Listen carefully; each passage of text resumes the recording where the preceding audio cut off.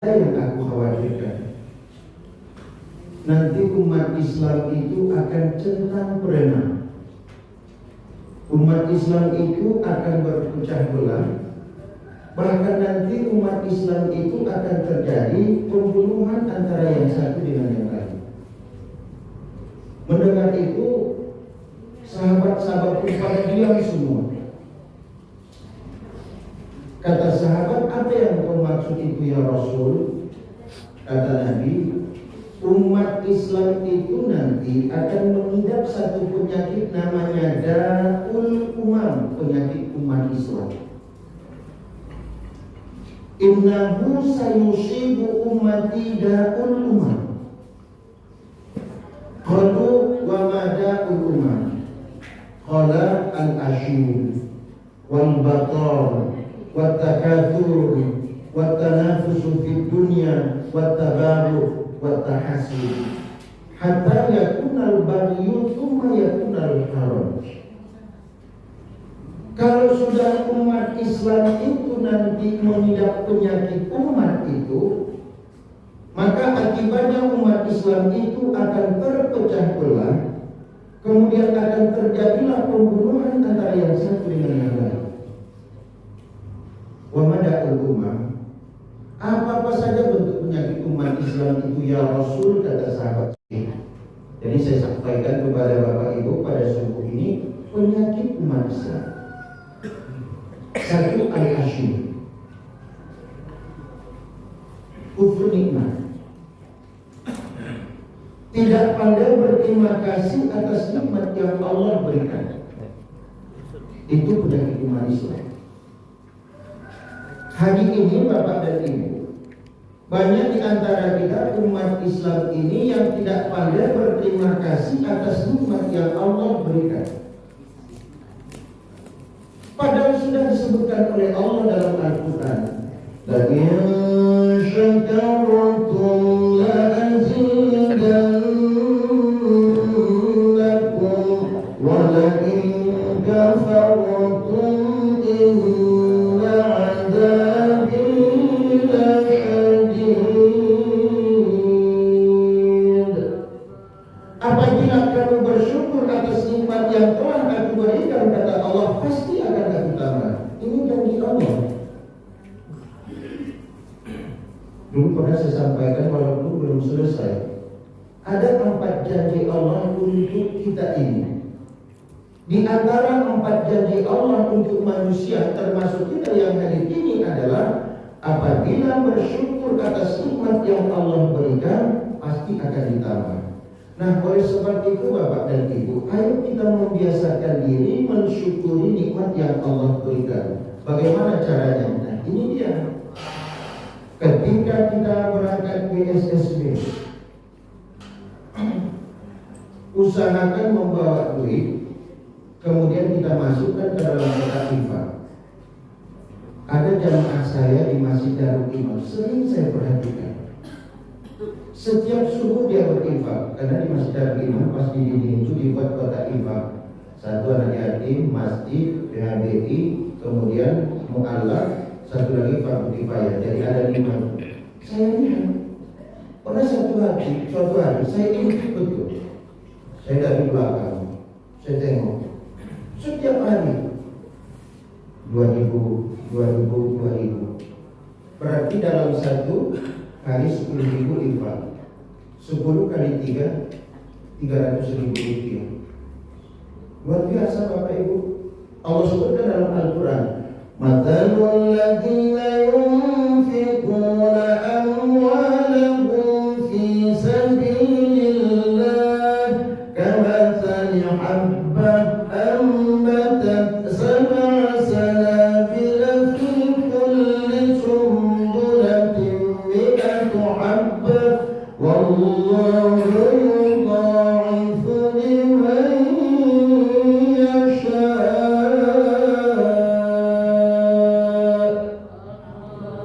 Perumpamaan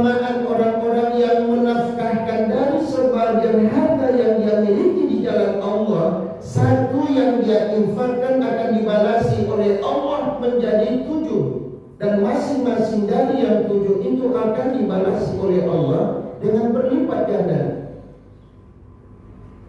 Wallahu yudha'ifu liman yasha, bahkan Allah akan melipat gandakannya bagi orang-orang yang Dia kehendaki. Mari kita biasakan Bapak Ibu. Kalaulah kita membiasakan diri setiap datang ke masjid atau ke mushola, ketika kita melaksanakan sholat subuh, apakah sholat subuh atau sholat yang lain, maka kita termasuk orang yang mensyukuri nikmat Allah. Maka orang yang mensyukuri nikmat Allah itu pasti akan ditambah Allah Subhanahu wa Ta'ala. Jadi mulai saat ini mari kita buang pelit. Kalau bahasa itu pelit apa tuh? Kikik. Bukir. Kalau bahasa kami Bukit Tinggi SPK, samping kanan. Satu. Yang kedua, penyakit umat Islam itu kata Rasulullah adalah at-tanafusu fid dunya, bersaing di dunia. Ini yang disampaikan oleh pembawa acara tadi, koordinator GSSB kita. Banyak di antara kita ini terkadang bersaing di dunia, bersaing dalam bidang ekonomi, bersaing di dalam politik. Tidak boleh sebenarnya Bapak Ibu. Bersaing dalam bidang ekonomi, kita suka menjelek-jelekkan jualan orang lain, tidak boleh. Apalagi sampai kita bersumpah palsu. Orang yang bersumpah palsu ketika berdagang tidak ada balasan untuknya selain daripada neraka. Bersumpah palsu seperti ini. Barang saya ini asli ini, harganya sekian. Aspal di situ asli tapi palsu. Kemudian masalah harga, ditawar orang sekian, modal saya disampaikan. Padahal dia sudah mendapatkan keuntungan dari situ, berarti satu dia berbohong. Tidak boleh. Maka bersaing dalam bidang ekonomi tidak boleh. Di dalam bidang politik apalagi Bapak dan Ibu.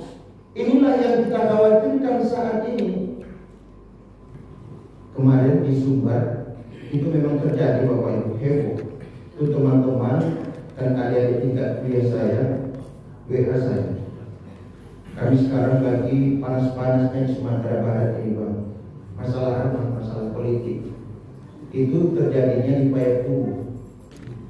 Ketua kemudian beserta seluruh pengurus MUI Kota Bukit Tinggi melarang UAS datang ke Kota Bukit Tinggi. Dikuatkan pula lagi dengan Ketua MUI Sumatera Barat. Masalahnya apa saya bilang? Inilah Bang, karena mau pilkada ini, kalau mau pilkada kenapa UAS yang menjadi korban? Jadi jawab mereka, itulah MUI ini tidak diperbolehkan, alasan takut nanti UAS ini mendukung satu calon. Ditelusuri Bapak dan Ibu, apa bisa dipastikan? Jawab mereka, iya Bang, rupanya ada pengurus MUI itu mendapatkan rekaman kalau UAS itu mendukung satu pasangan calon. Terus gara-gara itulah maka tidak diperbolehkan UAS datang, dikhawatirkan nanti terjadi perpecahan. Heboh sekarang, dibully itu MUI. Sampai-sampai saya lihat itu ada di TikTok bahasa-bahasa yang tidak bagus lagi keluar, menjelek-jelekkan MUI, termasuk juga menjelekkan UAS. Artinya apa Bapak dan Ibu? Harus kita jaga ini. Jangan sampai kita umat Islam ini berpecah belah disebabkan apa? Masalah politik. Padahal dalam Al-Quran sudah diingatkan oleh Allah.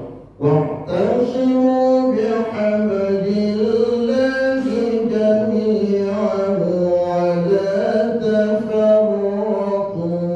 Berpegang teguhlah kamu kepada tali Allah. Apa yang dimaksud dengan tali Allah di situ? Yang pertama adalah Al-Quran, yang kedua ajaran Islam. Berpegang teguhlah kamu kepada Al-Quran, kemudian berpegang teguhlah kepada ajaran Islam. Jangan sampai berpecah belah. Sebab apa? Kita umat Islam ini bersaudara. Innamal mu'minuna ikhwatun fa aslihu baina akhawaykum. Sesungguhnya orang mukmin itu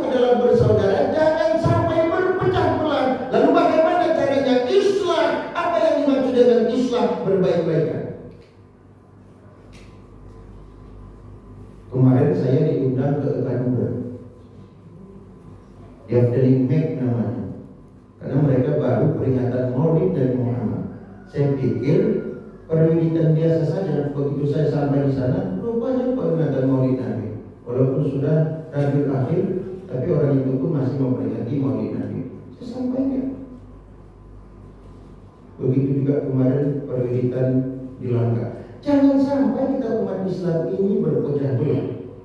Gara-gara apa? Politik. Beda pilihan antara yang satu dengan yang lain, tidak terus apa. Marah namun itu. Siapapun nanti terpilih, tidak bakalan datang ke rumah Bapak Ibu. Percaya saya dulu. Tidak datang ke rumah. Kecuali dia datang ke Assalamualaikum, Waalaikumsalam. Gua hati ke rumah Yona. Tak datang dulu. Kan bodoh kita berpecah belah gara-gara orang. Padahal orang itu pun tidak bakal juga datang ke rumah kita. Cuma yang namanya demokrasi itu adalah kewajiban kita sebagai hak dan sebagai warga negara untuk memilih siapa yang mesti harus kita pilih sesuai dengan hati nurani kita masing-masing. Jangan mau dipaksakan orang lain dan jangan mau dibayar gara-gara supaya kita memilih dia. Itu yang tidak boleh. Jadi Bapak dan Ibu, rupanya 1400 tahun yang lalu sudah diingatkan Rasulullah bahwasanya at-tanaffusu fid dunya, bersaing di dunia itu adalah merupakan penyakit umat Islam. Apabila ini sudah dimiliki oleh umat Islam, maka akan terjadilah perpecahan di kalangan umat Islam. Betul. Ini buktinya di kota Payakumbuh. Payakumbuh sekarang. Yang saya ingatkan pada adik udah selesaikan saja dulu. Kalau memang kedatangan UAS itu membuat perpecahan di sana, stop dulu. Nanti begitu selesai pilkada, undang lagi Ustaz, supaya Ustaz tidak tersinggung, kemudian kita umat Islam di Payakumbuh ini tidak terjadi perpecahan. Kalau terjadi perpecahan di kalangan kita umat Islam, apalagi antara ulama yang satu dengan yang lain, antara jamaah dengan UAS, yang tepuk tangan siapa? Orang yang tidak senang terhadap umat Islam. Nah, Bapak Ibu kaum muslimin dan muslimat yang dimuliakan Allah. Dua. Yang ketiga, penyakit umat Islam itu kata Rasulullah adalah at-takatsur. Bermegah-megah. Pada dalam Al-Quran sudah diingatkan Allah, Al-Hakumut takatsur hatta zurtumul maqabir kalla sawfa ta'lamun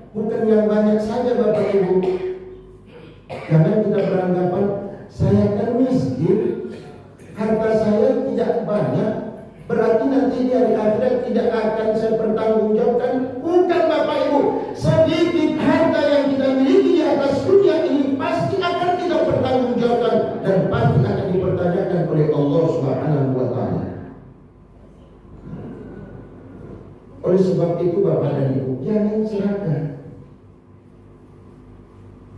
Jangan menumpuk-numpuk harta. Sebab apa? Kehidupan dunia ini sementara, yang kekal dan abadi akhirat. Walal akhiratu khairul laka minal ula. Kehidupan akhirat itu jauh lebih baik bila dibandingkan dengan kehidupan dunia.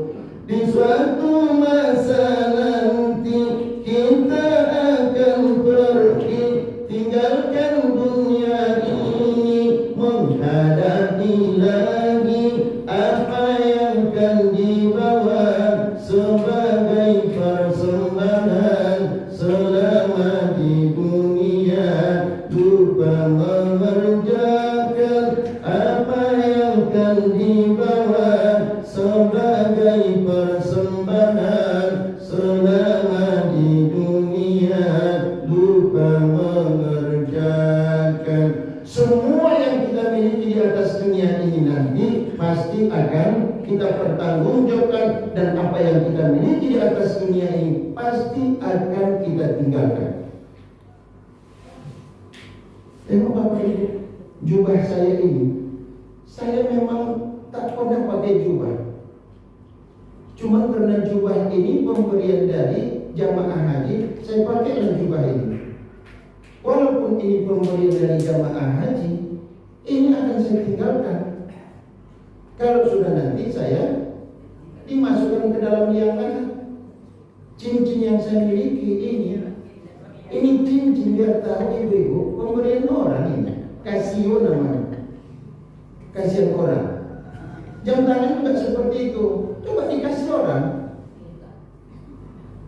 cincin dia diurang, jam tangan dia diurang, baju dia diurang, cek peci dan baris sudah coba ditinggalkan semua. Tidak bakalan kita bawa. Ini ibu-ibu, walaupun kelakuan ibu-ibu itu mahal, tinggal sama dengan kami ini. Pakaian yang kami pakai saat ini, kalau sudah nanti dipanggil Allah Subhanahu wa Ta'ala, meninggal dunia, terbujur, kemudian dimandikan, mau dikafani, semua itu akan kita tinggalkan. Sampai-sampai kalau dari Bapak Ibu gigi, kalau dulu kan ada gigi apa namanya yang punya. Ayah platina, itu terkadang pakai ke platina, walaupun tidak ada yang lucu, pura-pura senyum saja supaya nampak orang. Kita kan tidak boleh dibawa. Tidak ada yang boleh kita bawa ke dalam kubur itu nanti terkecuali apa? Kain kafan. Kain kafan itu tuh Bapak Ibu warnanya cuma satu. Apa itu? Putih. Ustaz, boleh saya memakai kafan berwarna hijau seperti cat masjid? Tak boleh. Nah, oleh sebab itu Bapak dan Ibu, kaum muslimin dan muslimat yang dimuliakan Allah, jangan serahkan kita di dalam hidup ini. Yang keempat, penyakit umat Islam itu kata Rasulullah adalah al-batar, sombong. Kita tidak boleh aku dan tidak boleh sombong. Sebab apa? Yang aku dan sombong itu adalah pakaian Allah Subhanahu wa Ta'ala. Kita tidak layak untuk memakai itu. Makanya diingatkan Allah dalam Al-Quran. Sebenarnya sangat banyak sekali ayat itu. Walan tamshi fil ardi maraha. Janganlah kamu berjalan di atas bumi ini dalam keadaan congkak atau sombong. Tidak boleh. Wa in qulna lil malaikati isjudu li Adam fasajadu illa iblis aba wastakbara wa kana minal kafirin. Disebutkan oleh Allah dalam Al-Quran yang sombong itu cuma iblis. Iblis itu disebut sombong hanya enggan saja Bapak Ibu menghormati Adam, kemudian dia menganggap dirinya paling baik, paling hebat, paling besar, paling istimewa bila dibandingkan dengan Nabi Adam alaihissalam. Sehingga Allah vonis bahwa iblis itu adalah termasuk kafir. Jadi kita tidak boleh sombong. 5. At-tabaghud, berbenci-bencian sesama kita umat Islam tidak boleh. Hindari kita sesama umat Islam berbenci-bencian. Yang terakhir, penyakit umat Islam itu kata Rasulullah adalah at-tahasud, dengki. Nah, oleh sebab itu sifat iri hati, sifat dengki yang masih ada di dalam hati kita ini kita buang cepat. Ustaz, bagaimana kalau sekiranya yang 6 penyakit umat Islam itu dimiliki oleh umat Islam, bahkan saya yang hadir ini Ustaz termasuk orang yang memiliki penyakit umat Islam yang 6. Bagaimana cara mengobatinya? Mudah sekali. Yang pertama, berzikir kepada Allah. Oleh sebab itu Bapak Ibu, sesudah sholat kita usahakan berzikir kepada Allah. Yang kedua, perbanyak membaca Al-Quran. Jangan lebih sering kita melihat handphone daripada melihat Al-Quran. Yang ketiga adalah sering datang ke masjid yang disampaikan oleh koordinator GSSB tadi. Kita yang hadir ini, kalaulah kita ingin menghilangkan penyakit umat Islam yang masih ada di dalam hati kita, maka sering-seringlah kita datang ke masjid, seringlah datang ke mushola. Untuk apa? Melaksanakan sholat berjamaah, termasuk kegiatan-kegiatan yang dilaksanakan. Kemudian dekatlah dengan ulama. Biasakan dekat dengan ulama. Bagaimana cara dekat dengan ulama? Setiap ada pengajian, setiap ada wirid di Masjid Al-Falah, setiap subuh Jumat ada. Kemudian juga ada setiap subuh Sabtu di SSB, bahkan setiap Ahad untuk kecamatan 7 Batu pun juga ada GSSB. Kita datang ke sana menandakan bahwa kita dekat dengan ulama. Kalau sering kita ikut GSSB, maka semua penyakit-penyakit yang disebutkan oleh Rasulullah tadi pasti akan hilang dari pribadi kita. Mungkin ini saja yang dapat saya sampaikan. Mudah-mudahan apa yang saya sampaikan ini bermanfaat bagi kita. Begitu Bapak Ibu. Sekarang kan waktu kita